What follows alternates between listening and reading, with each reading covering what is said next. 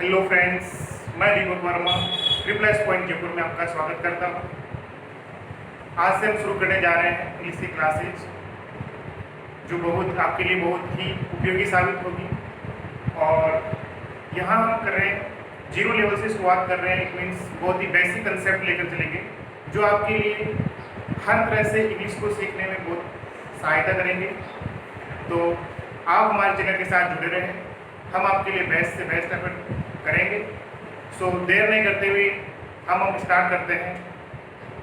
English के बहुत ही simple सा जो टॉपिक है वो है सेंटेंस। तो आज हम शुरुआत करने जा रहे हैं सेंटेंस के बेसिक कंसेप्ट, जो आपको क्लियर होने चाहिए। और मैं उम्मीद करता हूँ कि हम आपकी उम्मीदों पर खरा उतरेंगे और हम हमारा बेस्ट एफर्ट करेंगे। तो देखते हैं सेंटेंस के बारे में। सेंटेंस के बारे में आप लगभग सभी जानते हैं कि सेंटेंस क्या होता है।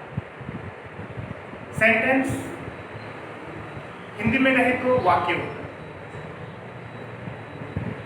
अब वाक्य की जो सेंटेंस की जो डेफिनेशन है वो लगभग सभी जानते हैं, लेकिन अब उसको हम बहुत ही बेसिक तरीके से लेके चलेंगे, जो आपके लिए हेल्पफुल होगी। देखिए,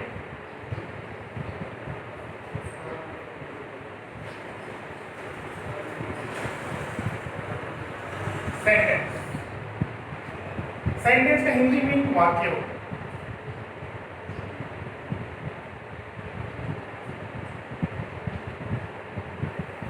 सेंटेंस किससे मिलकर बना होता है, तो आप देखें। सेंटेंस से पहले हम बेसिक कंसेप्ट की बात करते हैं। अल्फाबेट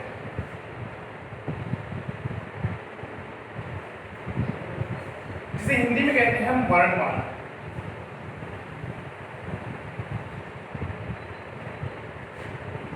अब अल्फाबेट की नंबरिंग कितनी होती है, ये अल्फाबेट कितने होते हैं, तो लगभग सभी का आंसर एक ही होता है कि अल्फाबेट कितनी होती है, 26।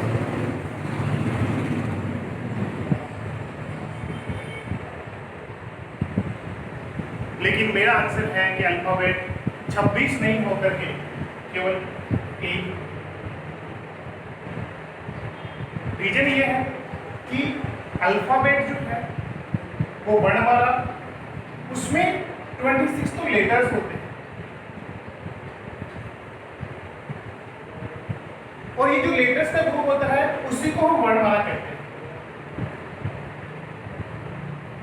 लेटर्स के ग्रुप को ही वर्णमाला कहते हैं। तो इस तरह अल्फाबेट की जो नंबरिंग हुई या जो संख्या हुई वो हुई एक। तो हर लैंग्वेज की अपनी एक अल्फाबेट, जिसे हिंदी में वर्णमाला कहते हैं, वो होती है, और उसकी संख्या एक ही होती है। चाहे हिंदी हो, चाहे इंग्लिश हो, चाहे फारसी, उर्दू, पंजाबी, जो भी भाषाएं हैं, हर एक भाषा की वर्णमाला एक ही होती है। उसमें जो लेटर्स हैं, अगर इंग्लिश की बात करते हैं तो इंग्लिश के अंदर जो लेटर्स हैं वो है 26। अब इन 26 लेटर्स को हम डिवाइड करते हैं। तो 26 लेटर्स को हम 2 पार्ट्स में डिवाइड करते हैं। First vowel and second consonant.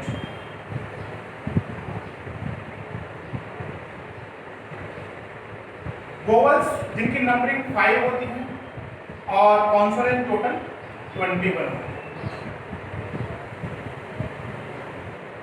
Vowels ए, ई, आई, ओ,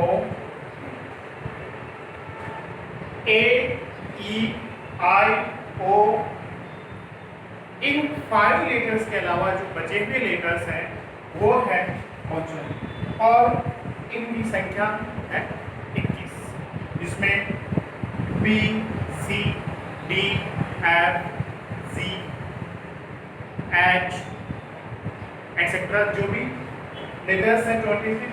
तो 26 में से 21 कॉन्सोनेंट के बाद में आगे हम देखते हैं। तो आज हमने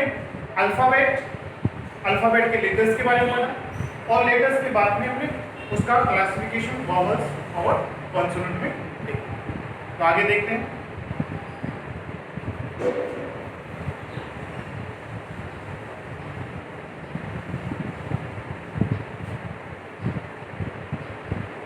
हम हम बात कर रहे थे सेंटेंस की, तो सेंटेंस जो होता है वो मिलकर बना होता है किससे? लेटर्स। तो सेंटेंस की सबसे छोटी जो यूनिट है वो लेटर, इट मींस जिसे हिंदी में कहते हैं अक्षर, और लेटर से मिलकर बन के होते हैं क्या? वर्ड्स।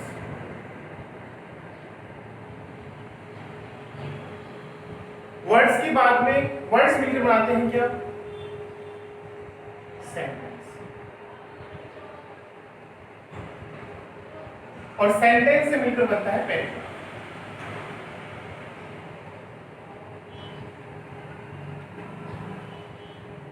और पैराग्राफ से आपका एक चैप्टर का निर्माण होता है, चैप्टर बनता है। तो सेंटेंस की सबसे छोटी यूनिट जो है वो लेटर, लेटर से मिलकर बनते हैं वर्ड्स, और वर्ड्स से मिलकर बनते हैं सेंटेंस, और सेंटेंस से मिलकर बनता है पैराग्राफ। ठीक है दोस्तों, तो हम आगे बढ़ते हैं।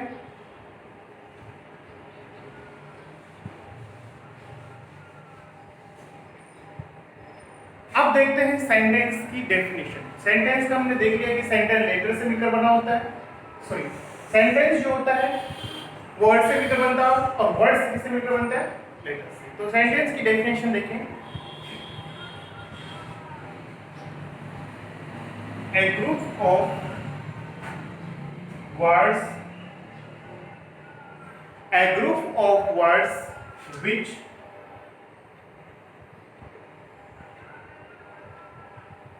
makes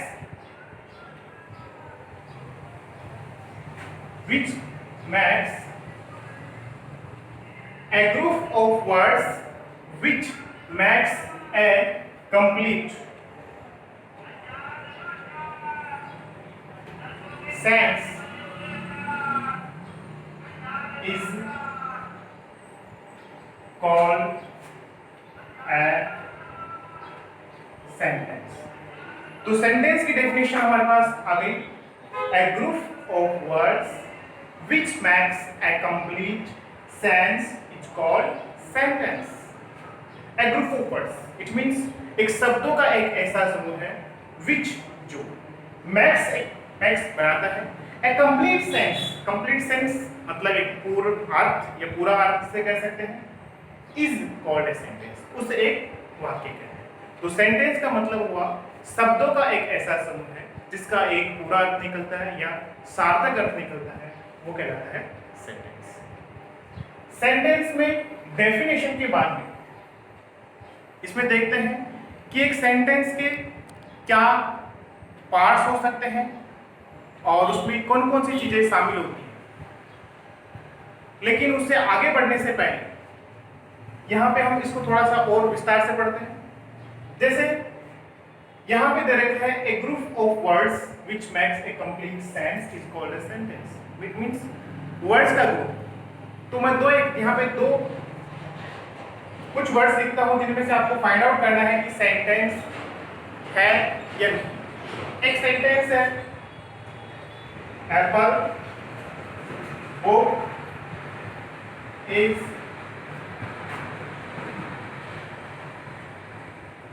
गुड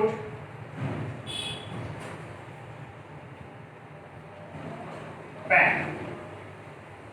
और यहां सेकंड में लिखता हूं an apple is good for health.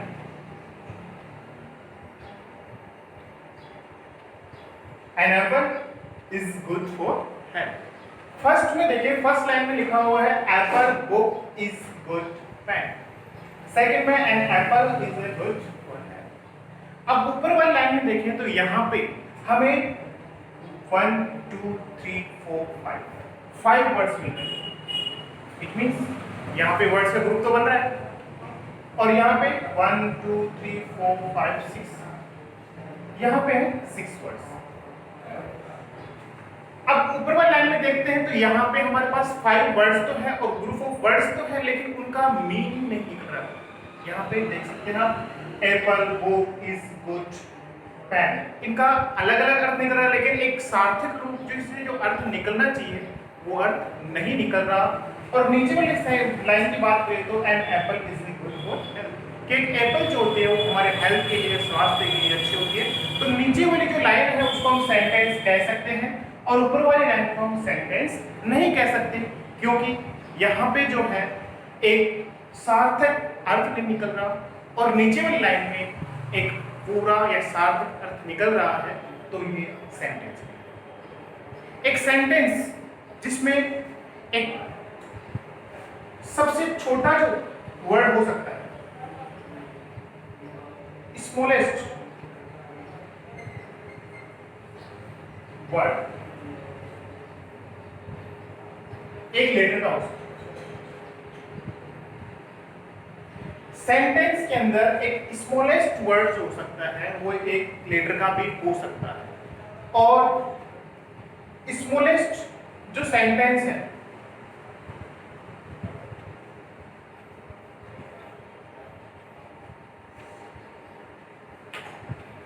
वो एक वर्ड का भी हो सकता है। अब एक स्मॉलेस्ट वर्ड एक लेटर का हो सकता है, कैसे? तो देखें इस सेंटेंस में an apple is good for health, यहां पे जो भी वर्ड्स बन रहे हैं वो बन रहे हैं 2, 5, 2, 4, 3, 6, यहां पे 6 वर्ड्स, 3 वर्ड्स, 4 वर्ड्स, लेकिन जैसे मैं लिखता हूं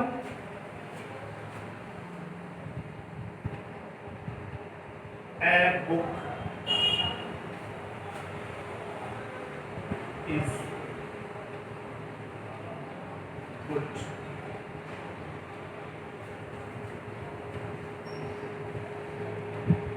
for knowledge.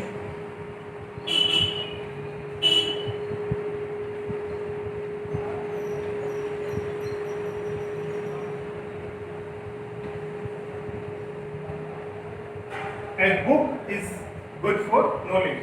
तो इस सेंटेंस में ये एक सेंटेंस है और इस सेंटेंस में जो ए है वो एक सबसे स्मॉलेस्ट वर्ड है। यहाँ इस सेंटेंस में एक वर्ड के रूप में काउंट हो रहा है और यहाँ पे इसका सार्थक अर्थ निकल रहा है। तो एक स्मॉलेस्ट जो वर्ड हो सकता है वो एक अक्षर का, एक लेटर का हो सकता है। तो यहाँ पे जो ए है वो एक सबसे छोटा लेटर है, लेकिन यहाँ पे एक वर्ड का काम भी कर रहा है। और इसमें स्मॉलेस्ट सेंटेंस में एक वर्ड का भी हो सकता है, सॉरी यहाँ पे एक वर्ड का हो सकता है। तो एक वर्ड का कैसे हो सकता है? जैसे आपसे कोई पूछता है do you go to school, do you go to school, तो आपका आंसर होगा यस ऑब्वियसली। अगर आप नहीं जाते हैं तो अब आपने इसको क्वेश्चन कितना था, do you go to school, यहाँ पे इतना एक लंबा सेंटेंस में आपने छोटे से वर्ड में आपका आंसर दे दिया। इट मींस आपने छोटे से एक ही वर्ड के अंदर आपने एक सेंटेंस की बात कह दी।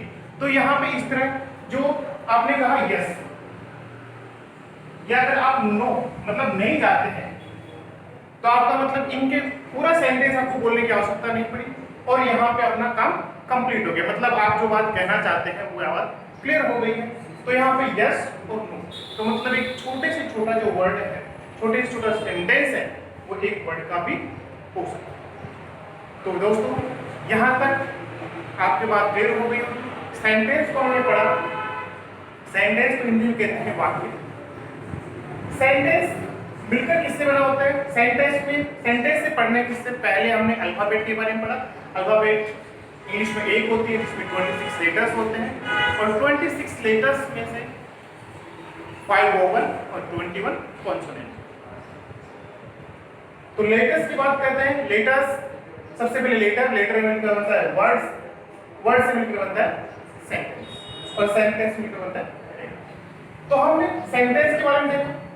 सेंटेंस की definition, a group of words which makes a complete sentence is called a sentence। यहाँ पे हमने 2 लाइन लिखी थी।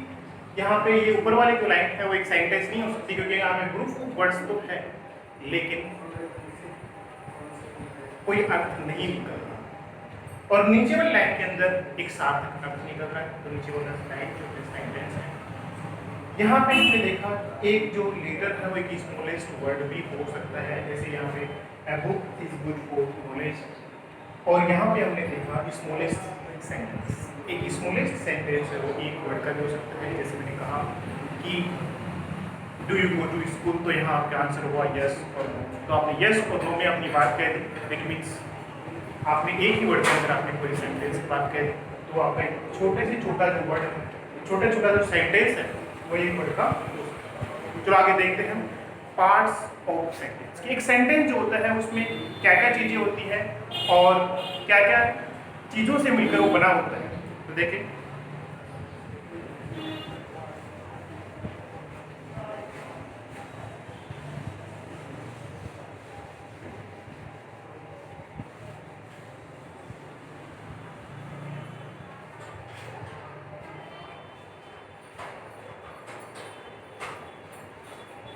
Parts of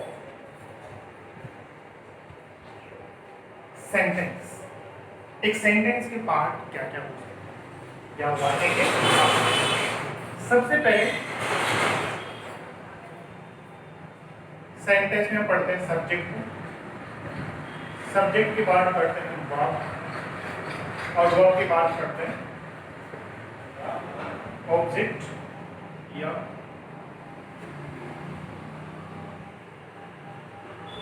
complement. तो एक सेंटेंस के पार्ट्स में हम पढ़ते हैं सब्जेक्ट को, सब्जेक्ट के बाद पढ़ते हैं हम वर्ब को, वर्ब के बाद में ऑब्जेक्ट, ऑब्जेक्ट के बाद में ऑब्जेक्ट या कॉम्प्लीमेंट में दोनों में से कोई। सेंटेंस जो सेंटेंस में सब्जेक्ट होता है उसे कहते हैं, इट मींस सेंटेंस में जो काम करने वाला है या जिसके बारे में कुछ कहा गया है वो सेंटेंस का होता है सब्जेक्ट। अब सब्जेक्ट के द्वारा जो एक्शन, जो कार्य किया जाता है उसे कहते हैं वर्ब। और सब्जेक्ट के द्वारा जो काम किया जा रहा है, जो एक्शन किया जा रहा है, उसका इफेक्ट जिसके ऊपर पड़ता है वो कहलाता है ऑब्जेक्ट। ये कई बार आपको सेंटेंस में भी हो सकता है कि आपको वहाँ पे ऑब्जेक्ट नाम लिखा केवल कॉम्प्लीमेंट।